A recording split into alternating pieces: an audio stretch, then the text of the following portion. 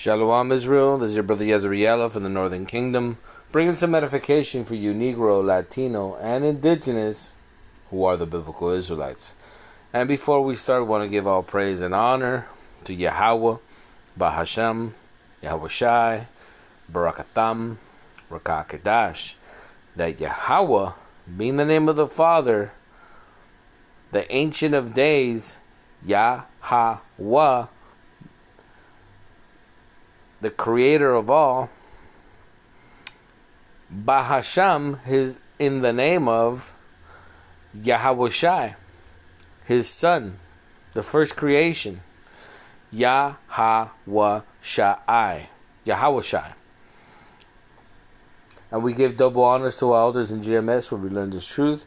Shalom to the apostles, the bishops, and to the men down in the highways and byways giving the 100% truth. Shalom to you. And shalom to the elect, Labakar in the Hebrew, they're about to be saved. Shalom to you. And shalom to the speckled birds among the heathen nations that look like the heathen nations, but return to the house of Israel and are being edified by these videos. Shalom to you. The date today is January 30th of 2025, the hopeful year of our salvation and the punishment on Esau Edom, right? That's the time we're in.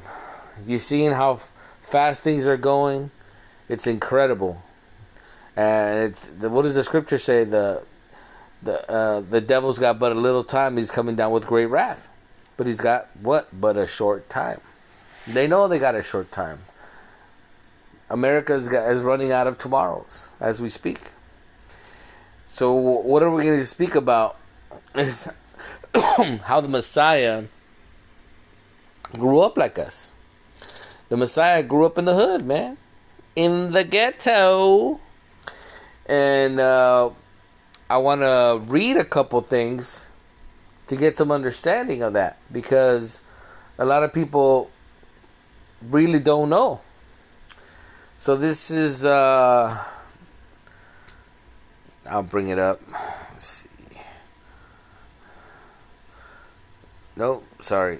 That's another verse. I'll just bring it up here. I got it. Alright. This is John 1:45.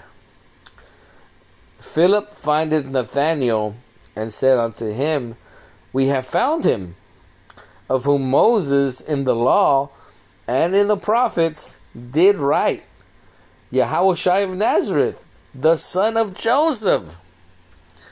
So they're telling, we found the Messiah. We found the Messiah. Verse 46. And Nathanael said unto him, Can there any good thing come out of Nazareth? Philip said unto him, Come and see. Right? And why did he say that? Was he being facetious? Was he just joking around? Right, because Nazareth was a hood, right? The hood is like the poorest areas, what you would call the ghetto. And we're going to have to go into that word ghetto.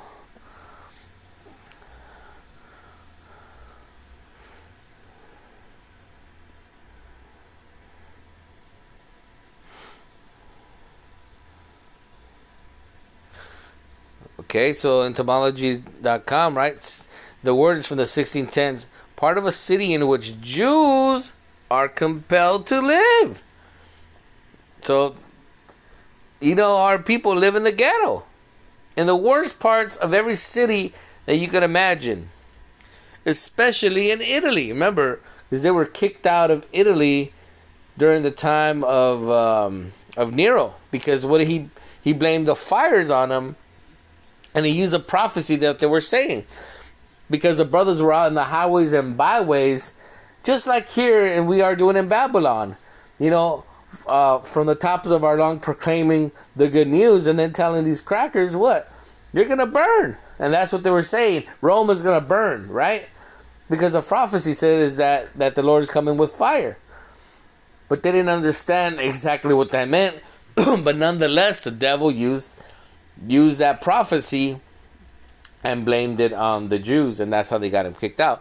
From Italian ghetto, part of the city which Jews are restricted, of unknown origin, the various theories trace it to Yiddish to get deed of separation, a special use of Venetian ghetto, foundry where one was near the site that the city's ghetto in 1516.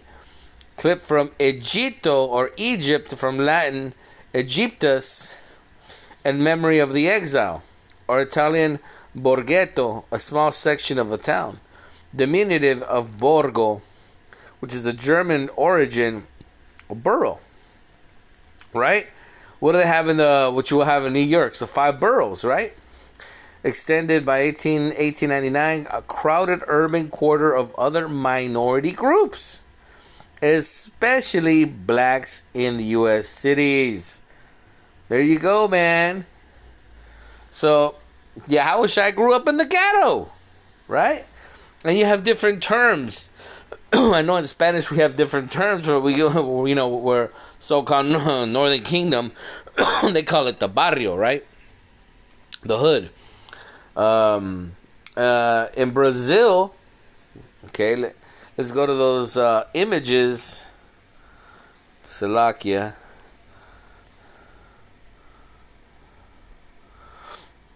So this is Rio de Janeiro, right? Brazil, and they call it favelas.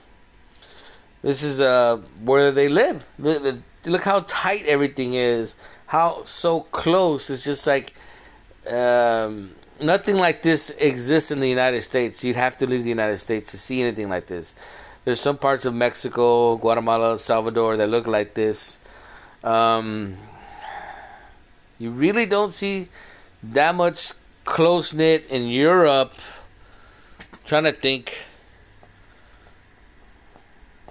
Even in France, yeah, they're living in like those what you would call the projects. But the projects are just one big building, right? And a whole bunch of little apartments inside. So it's very, very different. But this would be called the favela. And they showed it in the movie The Hulk, right? They're looking for him. Also, what other movie they showed? The Transformers, I believe. Then what is another term? So we just went from ghetto, barrio, favela. The last term that I know would be in the South America, which is Brazil and South America. Further south, Argentina would be called Valle de Miseria, the Valley of Misery. Okay? Valley of Misery. Because remember, we're living in America. And the term America comes from the recipient Amerigo Vespucci, which is a cartographer. Amergo is an Italian word which means bitter. In Spanish would be amargo. But his name is Italian, which was amergo, which is bitter. Our life is bitter here in the place of drawing waters. And like he said, Yahushua is grew up like us. So he knew how the Jews grew up. And let's read it again. John 1:45. Philip findeth Nathanael and said unto him, We have found him, of whom Moses and the law and the prophets did write, Yahushua of Nazareth, the son of Joseph. And Nathanael said unto him, Can there any good thing come out of Nazareth? Right? Because even like, what do where do the ball players go? The big team, the big AAA balls. They go to the hood to go find these talents. Is that's where we're going to find the talented ball players. Whether it be basketball, football, soccer, right? Any kind of ball. Our people are in it. Does anything come out of Nazareth? Philip said unto him, Come and see. Verse 47.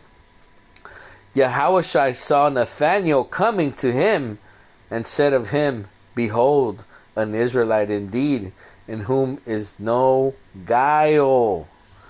So there you go. He even had He even had from this guy's a real Israelite. Because he knew how he prayed. He would pray under the fig tree. And he's like, I saw you. He's like, hey, there was nobody there. He's like, I still saw you. But this is exactly, don't get despair, brothers and sisters. This is what we have to go through. This is our punishment for disobeying. Oh, here's a great picture. This is for disobeying. Yeah, how about Shimi Awashai? And if you see, our people are still rebellious, right? Hard-headed. Because if not, it would be easy to just tell them, hey, you're an Israelite, and they'll be all right, cool. What do I have to do?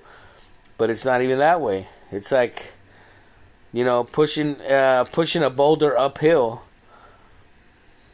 and our people, putting oil on it, helping putting oil so we go uphill, trying to slip from it, and that ball or that massive stone to crush us. So that's the lesson, brothers and sisters, that Yahushua was born and lived like us, so he could experience everything we did. Poverty, hunger, being under persecution. He was under the Romans. Okay, we're under the Edomites still, right? The Roman Empire, the extended Roman Empire. So yes, the Lord was born just like us to be able to live in the flesh, to be able to come back and conquer and show you how it's done. That's why he is the greatest example that has ever lived. And he's our example for the future as well, because when he comes back, he's going to be the ultimate Israelite with all power. So that's it, brothers and sisters. I hope you guys got edified. Call halal Yahweh Bashim Yahushai Barakatham Rakakadash. And we give double honors to elders in GMS where we learn this truth. And he that have ears, let him hear. Shalom.